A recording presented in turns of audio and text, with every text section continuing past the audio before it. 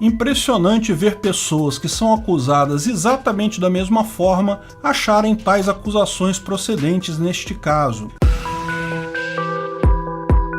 Esse é o Visão Libertária, sua fonte de informações descentralizadas e distribuídas. Logo no primeiro dia da invasão da Ucrânia pela Rússia, alguns soldados russos foram capturados pelos ucranianos trazendo cartas que eram as justificativas do governo russo para aquela invasão. Isso era algo importante, afinal, para qualquer russo, inclusive para os soldados russos, essa é uma invasão que não faz nenhum sentido. Ucrânia e Rússia são nações muito próximas, muitas pessoas na Rússia têm parentes ou conhecidos na Ucrânia e vice-versa. Portanto, o soldado russo na frente de batalha está agindo racionalmente como todo o resto do mundo e se perguntando: o que eu estou fazendo aqui? Uma guerra que não faz sentido algum, matando jovens e civis de um povo amigo. A Rússia explica então nesta carta para os seus soldados o que eles estão fazendo ali, por que eles estão ali dando tiros e morrendo, para combater o fascismo e o nazismo. Segundo os documentos dos russos, um regime nazista chegou ao poder em 2014 na Ucrânia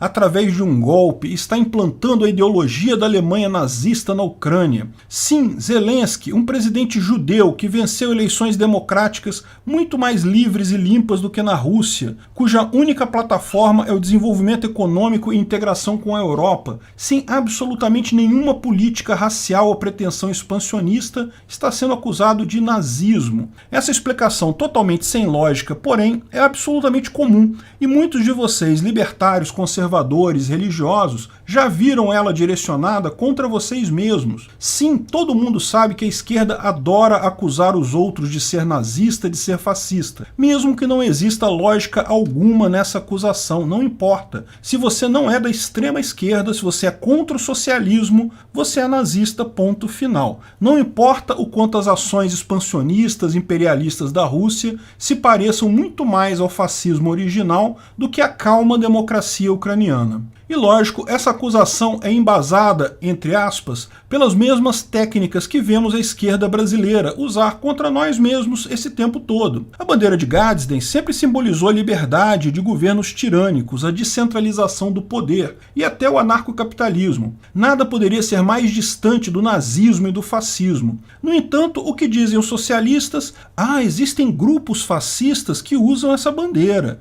Mas ela é parecida com o símbolo usado por nazistas. Então ela se tornou um símbolo do nazismo. Isso é absolutamente falso, não tem nenhuma lógica. Falam do trizub, um tridente que é o símbolo histórico da Ucrânia. Aliás, diga-se de passagem, até a mídia tradicional brasileira chegou a acusar manifestantes pró-Bolsonaro de usarem um símbolo nazista em manifestações. Lógico, o trizub não tem conotação nazista de forma alguma, é um símbolo histórico ucraniano, é um símbolo nacionalista sim, indica o próprio país e faz parte da heráldica da Igreja Ortodoxa Ucraniana. A ideia ali não é um tridente, como muitos apontam, mas a Santíssima Trindade, unida a símbolos mais anteriores ainda que unem o povo da Ucrânia. Durante a Segunda Guerra foi usada pelos insurgentes ucranianos para lutar contra o nazismo, inclusive. Muitos falam também do Batalhão Azov, que foi uma milícia criada por ucranianos de forma independente do governo em Kharkiv e Mariupol para combater os separatistas da região de Donbass. Essa milícia surgiu quando o exército ucraniano começou a perder a guerra para os separatistas russos lá em 2014, tal como haviam perdido a guerra na Crimeia. Alguns veteranos militares se associaram a torcidas de futebol da região e formaram esse Batalhão Azov. Eles passaram a atuar junto com o exército regular ucraniano na região, com enorme sucesso. Seu maior feito militar na época foi a retomada da cidade de Mariupol. Os separatistas russos queriam formar um corredor ligando as regiões de Donetsk e Luhansk com a península da Crimeia. Para isso, precisavam tomar Mariupol. O fato de terem perdido o controle da cidade para uma milícia é considerada a pior derrota russa na invasão de 2014. E perderam para um batalhão de civis armados. Não é por outro motivo que o governo russo sempre acusa eles de serem nazistas, e muitos ocidentais caem exatamente nessa conversa com a ajuda da desinformação russa. O batalhão é odiado pelo governo russo porque se trata de uma milícia privada formada por cidadãos que chutou a bunda do poderoso exército russo de Mariupol e impediu que tomassem o corredor sul. Por esse motivo também, Putin faz questão de destruir totalmente Mariupol nessa nova invasão. É sua maior derrota e ele quer destruir completamente a cidade. sequer permite corredores humanitários. Depois da guerra de 2014, o batalhão foi incorporado como um regimento do exército ucraniano e enviado para outros lugares da Ucrânia para evitar problema com os separatistas. Recentemente, porém, voltaram a Mariupol e já estão incomodando os russos novamente. O único motivo pelo qual os russos, e lógico, seus fantoches do Ocidente, os partidos de esquerda e a desinformação russa, os chamam de nazista é por isso, porque eles causaram derrotas humilhantes para os socialistas. Todo o resto são coisas circunstanciais que são usadas pelos jornalistas da esquerda. Ah, eles têm um símbolo deles que parece com um símbolo nazista, e são as iniciais do movimento nacionalista em ucraniano. Ah, mas eles usam o sol negro, como se o sol negro fosse um símbolo só usado por nazistas. Já existia muitos anos antes dos nazistas. Mais que isso, como explica o próprio líder do regimento Azov, Andriy Biletsky, qualquer coisa no Ocidente que não seja o mais puro socialismo,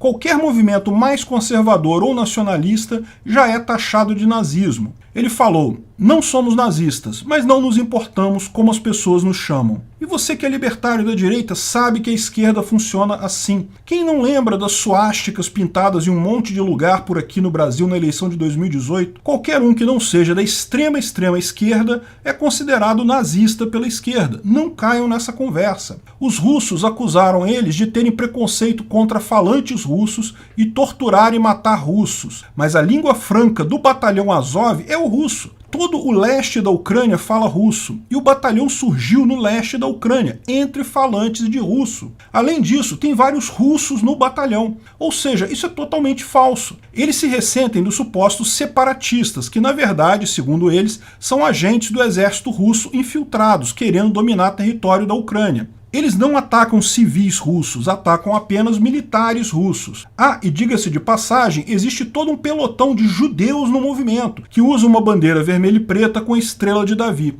Como dizer que esse pessoal é nazista, só porque tem símbolos parecidos? Se você já foi na página do Wikipédia editada por socialistas, lógico que chamam de batalhão de nazistas. Evidente, tá cheio de documentário de página mainstream falando do problema dos nazistas na Ucrânia, da mesma forma que tratam Bolsonaro como problema nazista no Brasil. Esse é um modo deles de tentar acusar todo mundo que não é de esquerda de nazismo. E por que eu sei que eles não são nazistas? Por um motivo simples. Nazismo como ideologia implica em fascismo e racismo ou eugenia juntos. Os símbolos são circunstanciais, não querem dizer nada. E não tem nada na ação desse grupo que indique isso. Eles são sim nacionalistas, mas não fascistas, porque nunca defenderam a supremacia do Estado sobre o indivíduo, apenas a integridade territorial do país. Segundo, porque a briga era uma resposta à agressão russa em 2014, não expansionismo ou racismo. Tem gente de todas as religiões, de todas as raças lá. Mas principalmente, e isso vale para a Ucrânia e para o resto do mundo,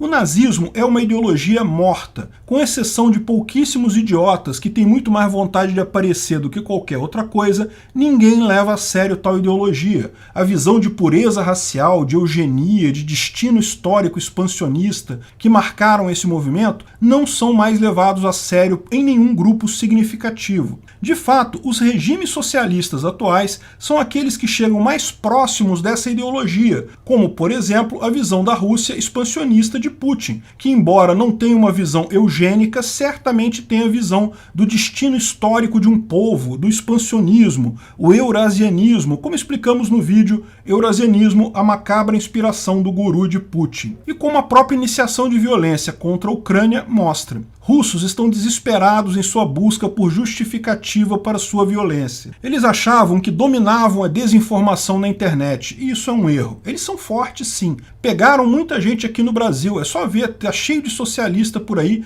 criticando a Ucrânia, chamando eles de nazistas da Ucrânia. Mas ninguém domina a informação na internet. Mesmo os soldados russos que eles tentaram convencer de que lutavam contra o nazismo, perceberam o truque porque conhecem a história. A informação descentralizada e distribuída faz com que até os soldados russos tenham informações sobre o que está acontecendo de fato na Ucrânia. Sabem que não existe essa ameaça. Putin está tentando usar ferramentas do século XIX numa guerra do século XXI. Pior, está perdendo mesmo a guerra da desinformação. Ele não apenas superestimou a força do exército russo, ele também superestimou a capacidade de sua máquina de propaganda.